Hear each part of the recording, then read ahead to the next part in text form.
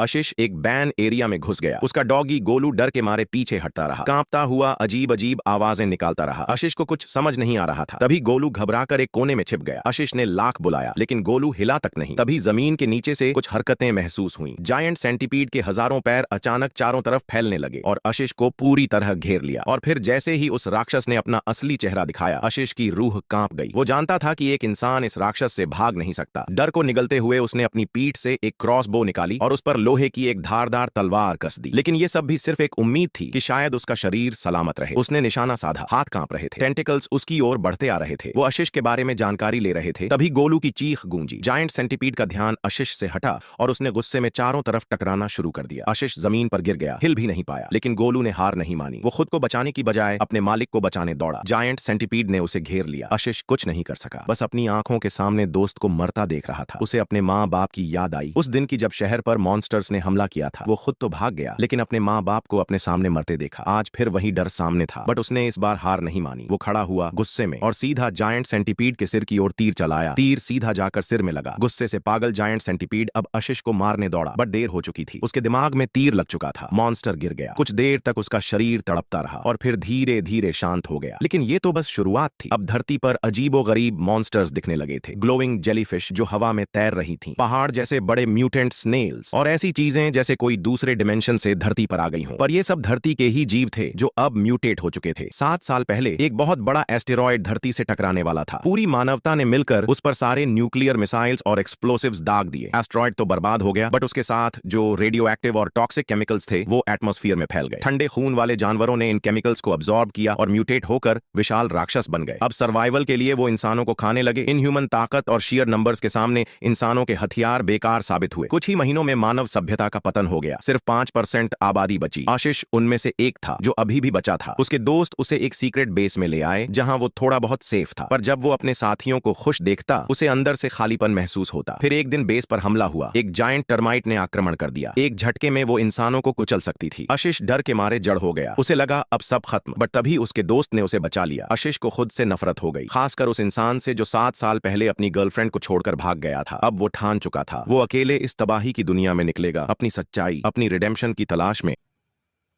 एक बहुत ऊंचा झरना दिखा, लगभग 1000 फीट गहरा। सबके चेहरे पर टेंशन साफ दिख रही थी। पानी का बहाव इतना तेज था कि अब बोट को वापस मोड़ना नामुमकिन था। एक लड़का बस खंभे को कस के पकड़कर प्रार्थना करने लगा। कुछ ही सेकंड में बोट क्लिफ के किनारे पहुंच गई और फिर सब कुछ तेजी से नीचे गिरने लगा। सबने रेलिंग पकड़ ली। उम्मीद थी कि शायद कुछ बच जाए। जैसे ही बोट पानी में समा गई, अब बस एक ही रास्ता था, तैरकर बाहर निकलना। किस्मत से कोई घायल नहीं हुआ, जैसे तैसे किनारे पहुंचे। लेकिन फिर वहीं पर बहस शुरू हो गई। अगर